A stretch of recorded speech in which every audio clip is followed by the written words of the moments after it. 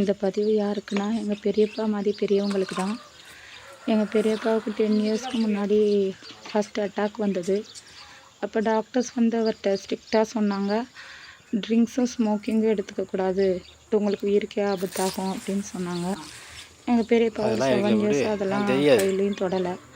அதுக்கப்புறமா ஒரு 3 இயர்ஸ் என் கூட இருந்தாங்க. நான் தான் எங்கள் கூட இருங்க பெரியப்பா, நாங்கள் தனியாக இருக்கோம்ல அப்படின்னு சொன்னோம். எங்கள் கூட இருந்தாங்க. அதுக்கப்புறமா ஊருக்கு போயிருந்தாங்க. ஊருக்கு போனதுக்கப்புறம் மறுபடியும் ட்ரிங்க்ஸு ஸ்மோக்கிங்லாம் ஸ்டார்ட் பண்ணிட்டாங்க போல். அதுக்கப்புறம் 1.5 இயர்ஸ் கழித்து அவருக்கு மறுபடியும் செகண்ட் அட்டாக் வந்துடுச்சு. அதுக்கப்புறம் மறுபடியும் அவங்க என் கூட வந்திருந்தாங்க.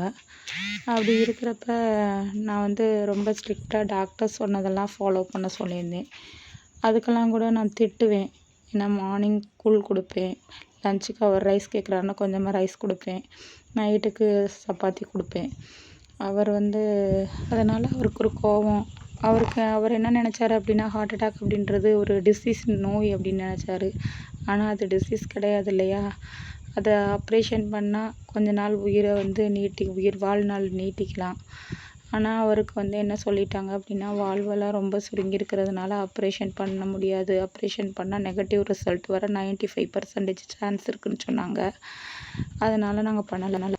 ஃபுட் கண்ட்ரோல் ஃபாலோ பண்ணது எங்கள் பெரியப்பாவுக்கு பிடிக்கல. ஸோ அதனால் கொஞ்ச நாள் இருந்துட்டு அதுக்கப்புறமா ஒரு 7 மந்த்ஸ் இருந்தார். அப்புறம் ஊருக்கு போயிட்டு ஒரு 2 மந்த்ஸ் கூட இல்லை, மறுபடியும் எல்லாமே சாப்பிட்டாரு. நான்வெஜ் சாப்பிட்டாரு, ஃப்ரைட் ஐட்டம்ஸ் சாப்பிட்டாரு, ஸ்மோக் பண்ணார், ட்ரிங்க்ஸ் எடுத்துக்கிட்டாரு. 2.5 மந்த்ஸ்லேயே அவங்க இறந்துட்டாங்க. இன்றைக்கி அவங்களோட நினைவு நாள். எனக்கு ரொம்ப வேதனையாக இருக்குது. நான் அவரை ரொம்ப மிஸ் பண்ணுறேன். அவர் என் கூட இன்னும் 20-30 வருஷம் இருப்பாருன்னு நான் நினச்சேன். ஆனால் அவர் தானே நாங்கள் ஃபுட் ஹேபிட்ஸ் எல்லாம் ப்ராப்பராக ஃபாலோ பண்ண சொல்கிறோம். ஃபுட்டு பாய்சன் ஆகுதுன்னா அதை கொஞ்சம் எங்களுக்காக விட்டுட்டு கொஞ்ச நாள் எங்களோட இருக்கலாம்ல. அதெல்லாம் வேணும்னு நினச்சி இப்படி உயிரை விட்டா எங்களுக்கு கஷ்டமாக இருக்கும்ல. சில பேர் சொல்லுவாங்க, வயசாயிடுச்சு, கொஞ்ச நாள் தான் இருக்க போகிறாங்க, ஸோ அதனால் விரும்பினதை சாப்பிட்டு சந்தோஷமாக இருந்துட்டு சந்தோஷமாக போகட்டும்லாம் சொல்லுவாங்க. ஆனால் அவங்களாம் உங்களுக்காக வருத்தப்பட போகிறதில்ல. உங்கள் இடத்த அவங்க யாருமே நிரப்ப போகிறதில்ல. உங்கள் சிரிப்பை அவங்கள்ட்ட யாரும் காட்ட போகிறதில்ல என்கிட்ட. அதனால் நாங்கள் சொல்கிறத கேட்டு ஃபுட் கண்ட்ரோலோடு இருங்க. சுகர் இருக்குன்னா சுகர் சாப்பிடாதீங்க. ப்ரெஷர் இருக்குதுன்னா உப்பு கம்மியாக சாப்பிடுங்க. கொலஸ்ட்ரால் இன்க்ரீஸ் ஆகுதுன்னா எண்ணெய் ஐட்டங்கள், நான்வெஜ் ஐட்டங்கள் சாப்பிடாதீங்க. உணவே மருந்துன்னு சொல்கிறாங்க. அந்த உணவே நமக்கு பாய்சன் ஆகிறப்ப நம்ம அதை தவிர்க்கிறது நல்லது.